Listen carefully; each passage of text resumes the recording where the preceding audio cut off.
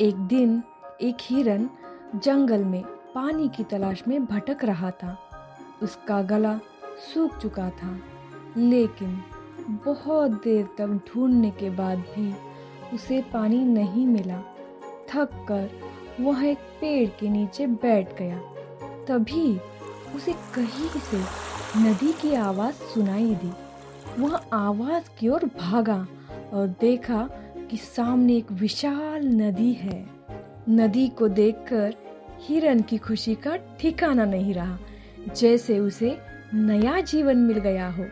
वह तेजी से नदी के पास गया और पानी पीने झुका ही था कि तभी उसे दाईं ओर कुछ आवाज आई। उसने देखा कि एक शिकारी उस पर तीर ताने खड़ा है। फिर उसने बाईं ओर देखा तो वहां झाड़ियों के पीछे एक शेर छिपा हुआ था। डर के मारे जब वह पीछे मुड़ा तो देखा कि एक भयानक आग उसकी ओर बढ़ रही है। अब वह चारों तरफ से खतरे में था। हिरन कुछ पल के लिए रुका, गहराई से सोचा और फिर निर्णय लिया, जब मृत्यु निश्चित है तो कम से कम मरने से पहले पानी तो पी ही लूं। उसी क्षण आसमान में काले बादल छा गए और बारिश होने लगी। बारिश से आग बुझ गई। बारिश की वजह से शिकारी का तीर फिसला और वह शेर को लग गया। शेर गुस्से में शिकारी पर झपट पड़ा।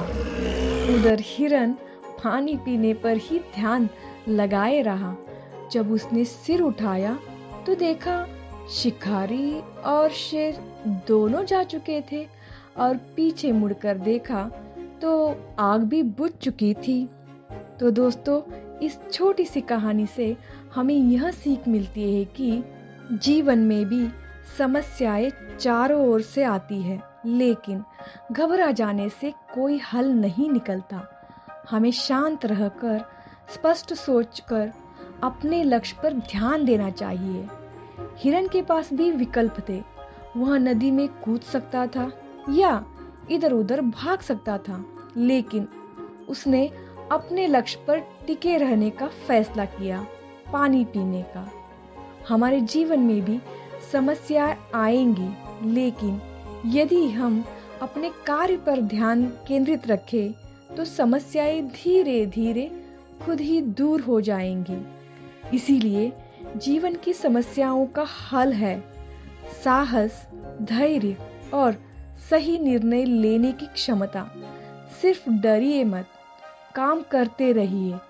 यह मत सोचिए कि दुनिया क्या कहेगी, बस अपने काम में लगे रहिए। एक दिन दुनिया आपको सम्मान से देखेगी।